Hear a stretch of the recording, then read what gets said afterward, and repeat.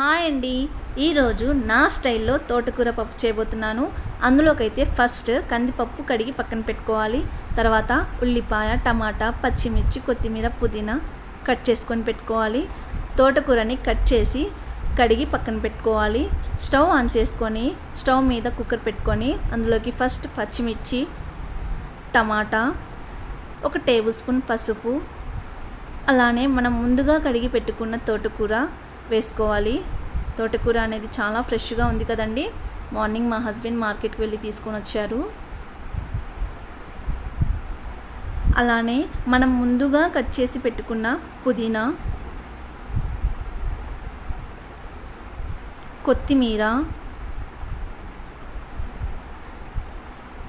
ఉల్లిపాయలు, కొంచెం చింతపండు, అలానే 1 టేబుల్ స్పూన్ జీలకర్ర వేసుకొని మూత పెట్టుకోవాలి. 5-6 విజిల్స్ వచ్చేంత వరకు ఉంచాలి. తర్వాత స్టవ్ ఆఫ్ చేసుకొని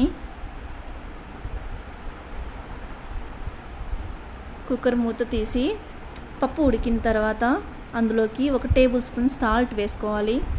3 టేబుల్ స్పూన్ కారం వేసుకోవాలి.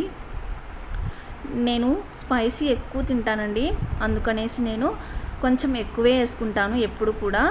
మీకు తక్కువ కావాలి అనుకున్నట్లయితే 2 టేబుల్ స్పూన్ వేసుకోండి, సరిపోతుంది.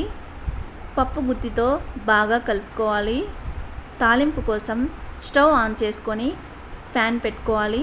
అందులో 2 టేబుల్ స్పూన్ ఆయిల్ వేసుకోవాలి. ఆయిల్ హీట్ అయిన తర్వాత 1 టేబుల్ స్పూన్ ఆవాలు, 1 టేబుల్ స్పూన్ జీలకర్ర, నిలువుగా కట్ చేసి పెట్టుకున్న ఆనియన్స్ వేసుకోవాలి. ఆనియన్స్ కొంచెం మగ్గిన తర్వాత 4-5 రెబ్బలు వెల్లుల్లి రెబ్బలు వేసుకోవాలి. వెల్లుల్లి రెబ్బలు వేసుకోవడం వల్ల పప్పు టేస్టే మారిపోతుందండి. చాలా టేస్టీగా ఉంటుంది పప్పు అనేది.